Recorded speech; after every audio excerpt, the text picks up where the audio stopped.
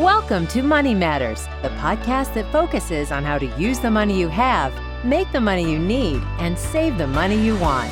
Now, here is your host, Ms. Kim Chapman. Welcome to another edition of Money Matters. I'm your host, Kim Chapman. If you have student loans, or if you know somebody that has student loans, if you have kids that will be going to college soon, you really want to stay tuned to this edition because there are some changes that are coming to student loans that you really want to know about. Joining me again is Ms. Deborah Powell, our resident expert on student loans. Hi, Deborah. How are you? Good morning, Kim. How are you doing? I am doing well, but I tell you what, our listeners, I don't know so much about them after they hear some of the changes and the information that you're going to share with us about the upcoming changes. There are several. So buckle up and right on.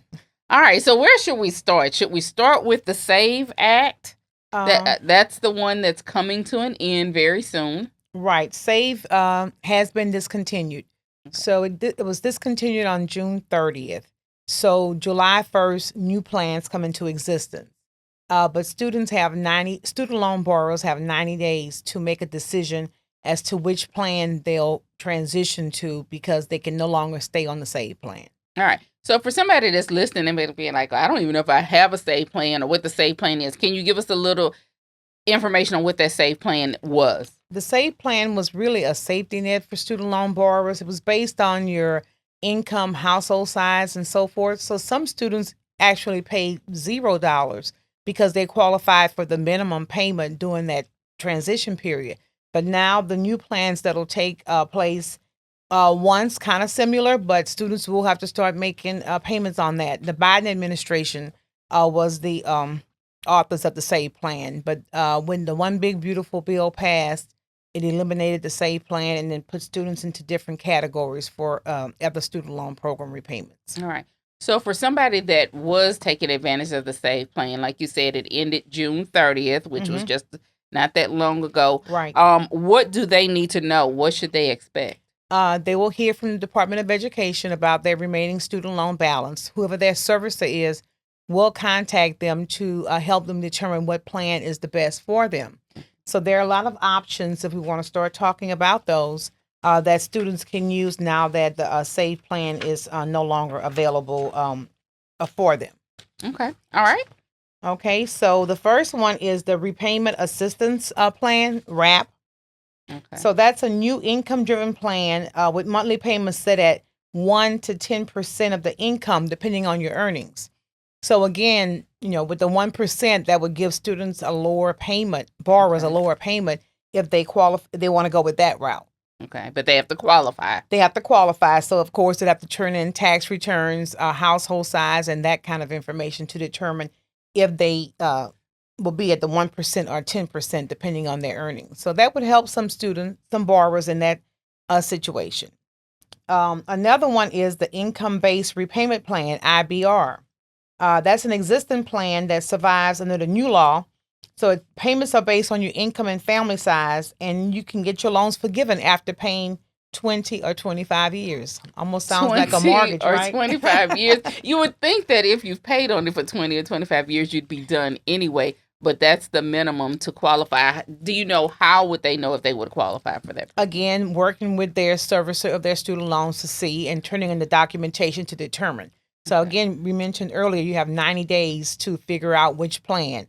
But some borrowers who may have done a lot of research in advance may have already decided, I want to go with this plan because it works best for my situation, my household, my income, and that sort of thing. Now, if somebody's just hearing this and they're like, wait, 90 days, maybe it's past the 90 days. What happens if they miss that deadline?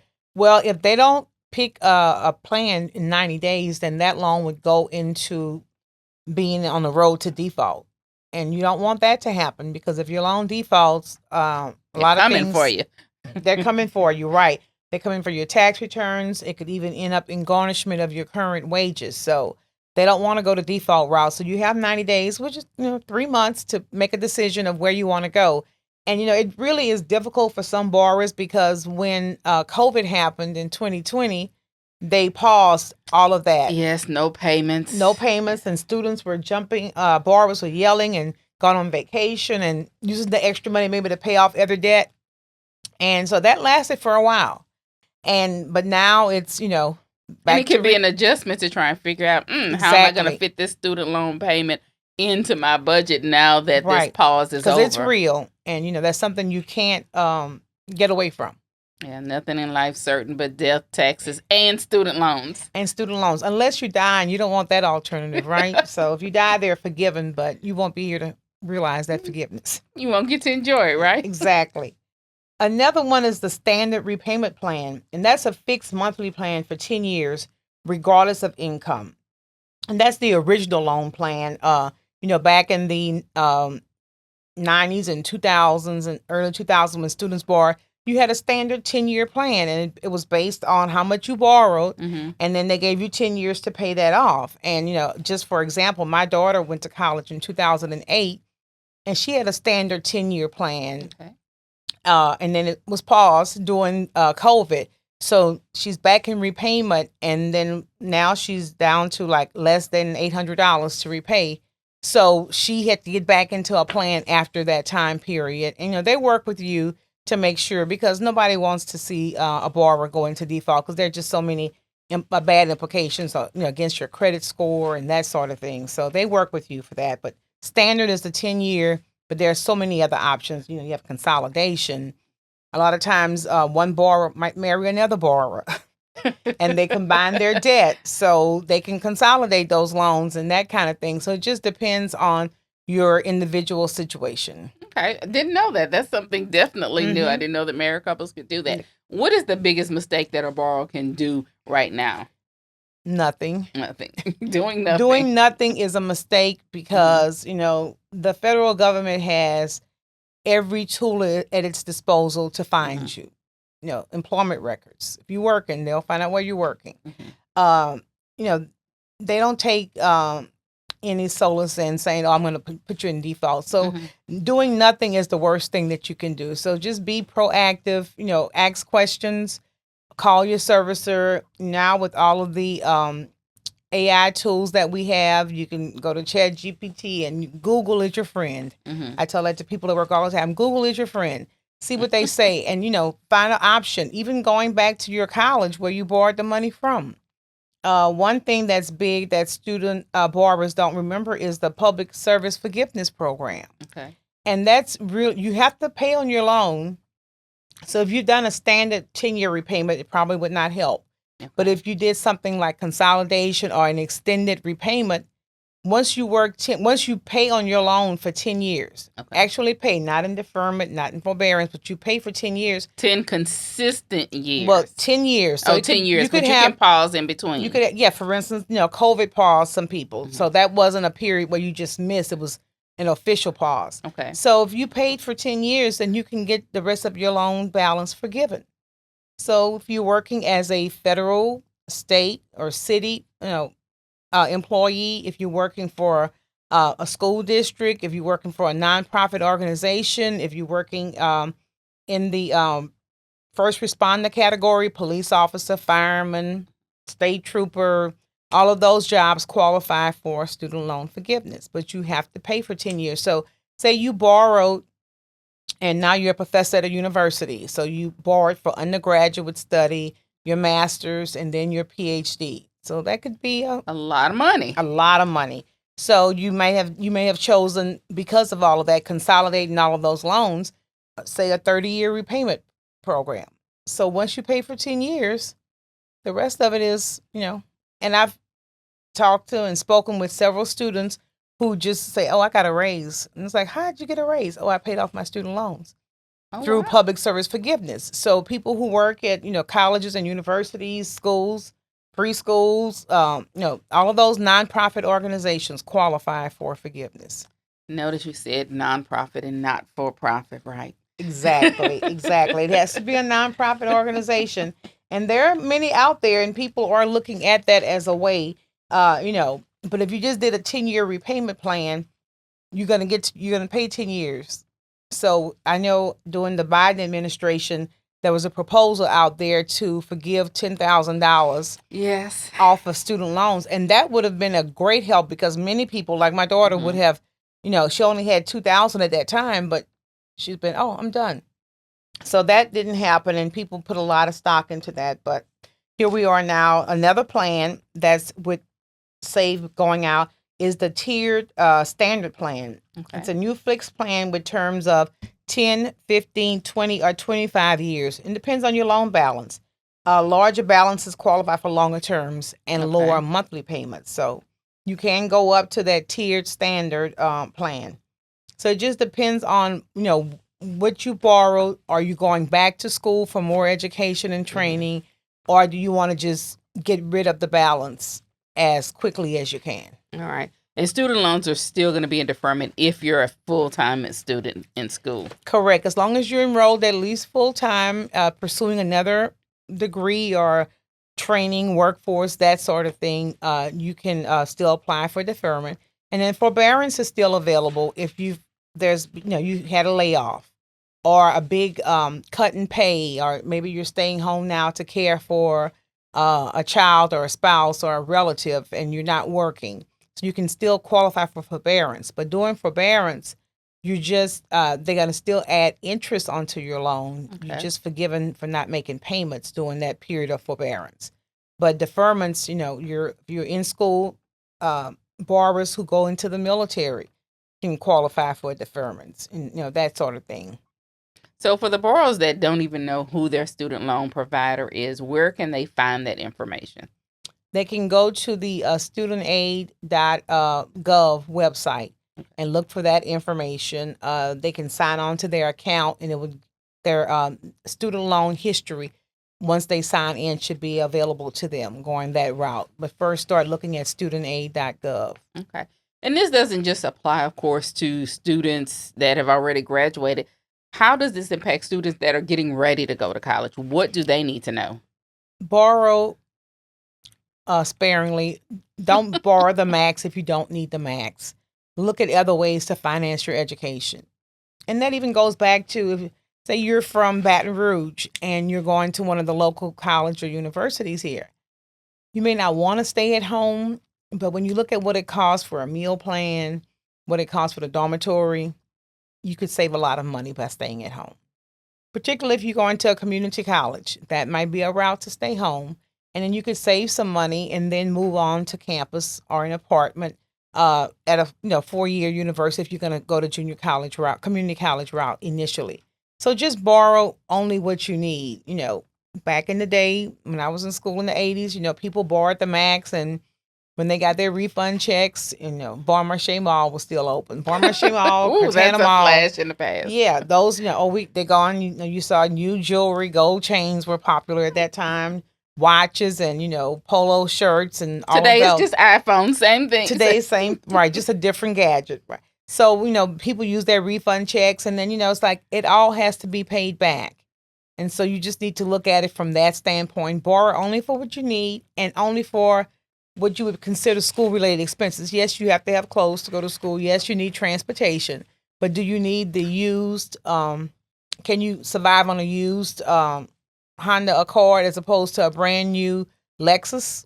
Right. So you have, depends on who you ask. Huh? Depends on who you ask. Or can you just invest in a really good bicycle if you live close to campus, and you can 2 for 1. You get the exercise and a cheaper mode of transportation. You're either going to sacrifice now or you're going to sacrifice later, right? Just pick when you want to do it. So we're talking about these loans and the ability to get all of this money and students staying in school, because that's one way to not have to pay.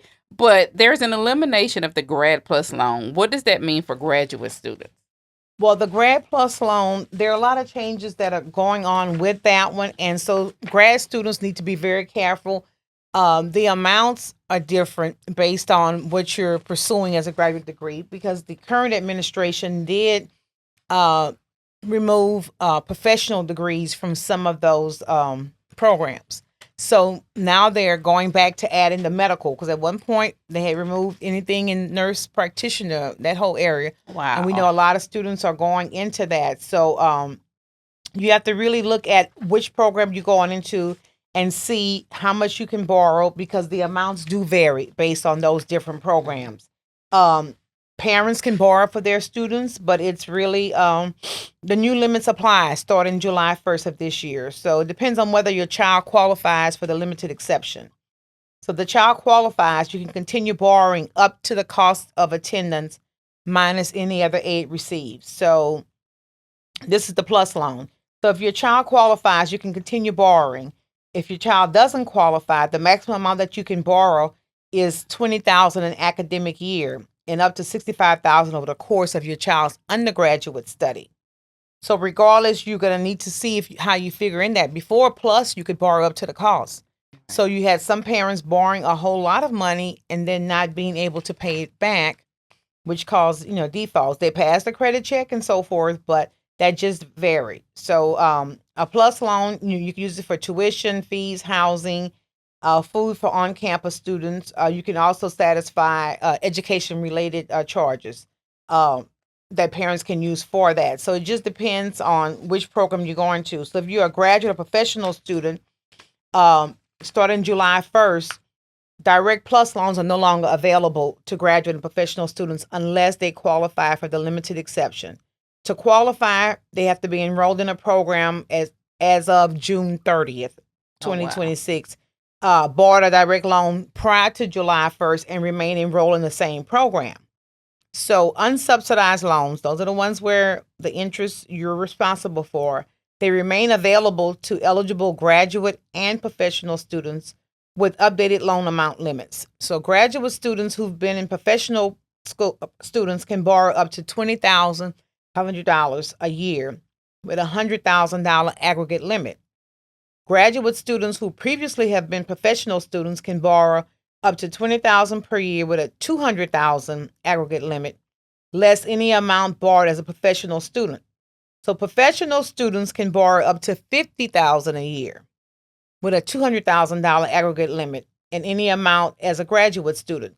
So those depends on some programs are removed from professional students. So if you're a doctor, that's a professional student. But maybe some other programs are not considered professional, and that puts you in the lower limit. And I think it was based on the fact that some professional programs over the lifetime earnings are higher than some that are not professional. So maybe that's why the difference was put into place that way.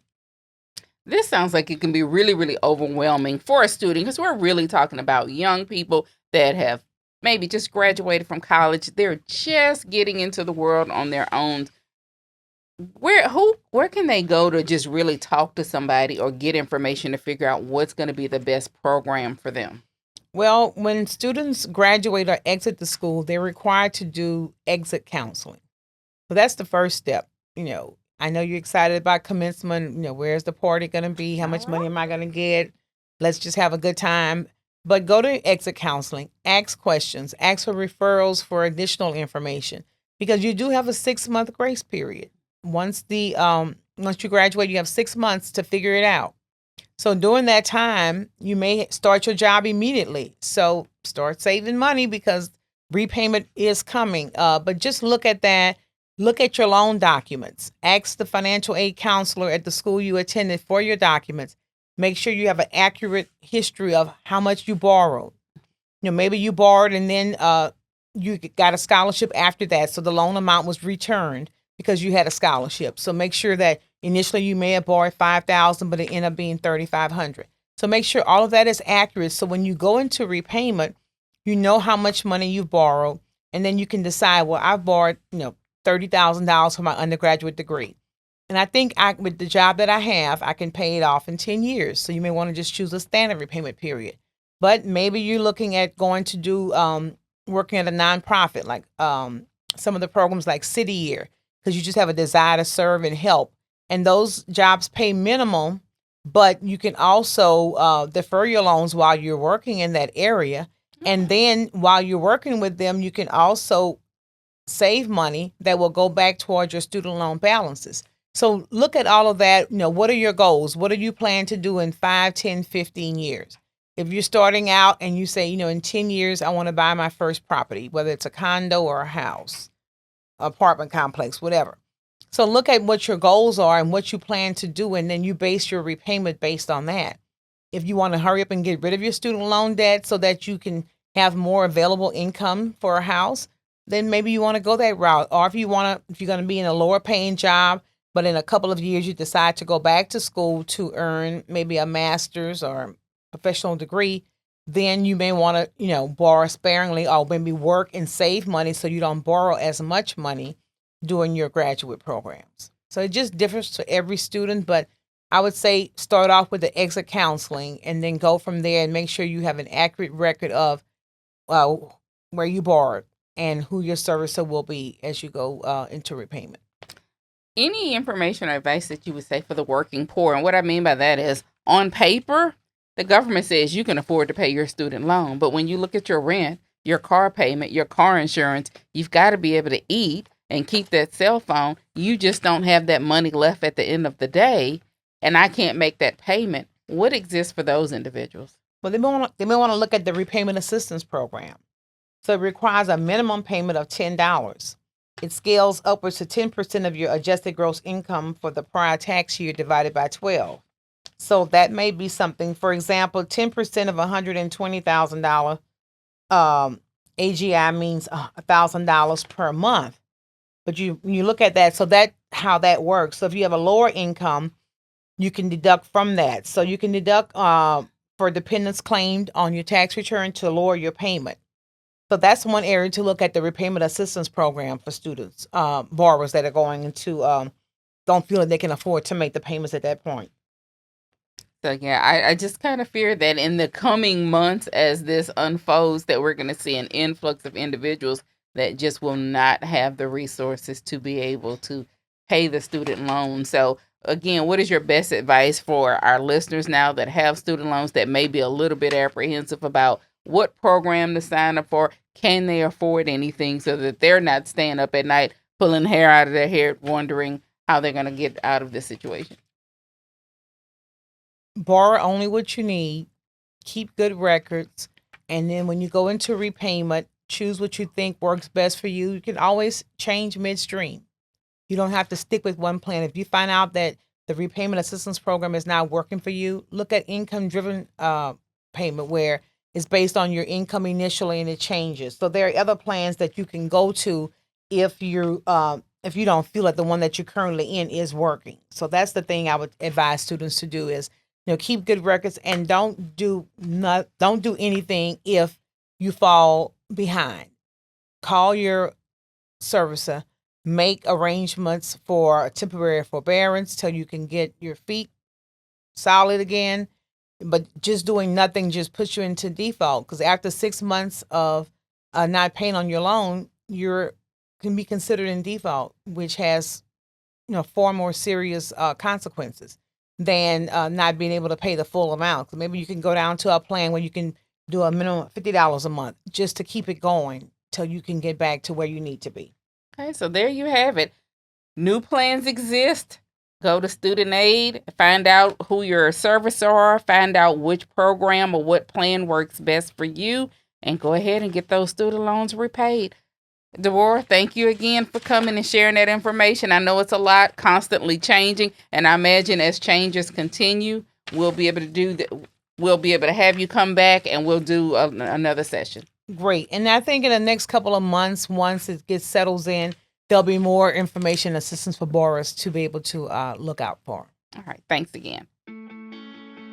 Stay on track with your financial journey. Subscribe to the Money Matters podcast and visit neighborsfcu.org/financial wellness for more tools to help you build a strong financial future.